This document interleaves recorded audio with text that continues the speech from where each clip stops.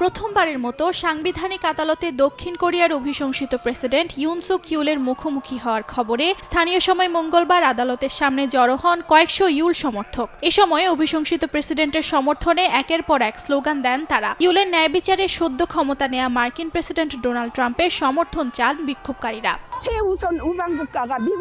যুক্তরাষ্ট্র আমাদের সবচেয়ে বড় বন্ধু। এই দুঃসময়ে ডোনাল্ড ট্রাম্প অবশ্যই আমাদের সমর্থন দেবেন। আমি মনে করি ইউন সুক ইউলই প্রেসিডেন্ট পদে থাকবেন।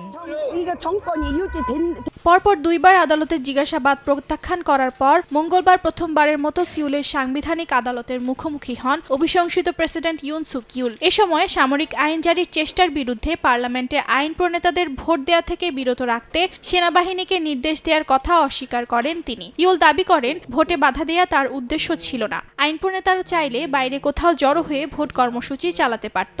তবে তিনি ভোটে বাধা দিলে পরিণতি আরও ভয়াবহ হতো বলেও উল্লেখ করেন অভিশংসিত প্রেসিডেন্ট। এছাড়া সামরিক আইন জারির পক্ষেও সাফাই গান ইউল।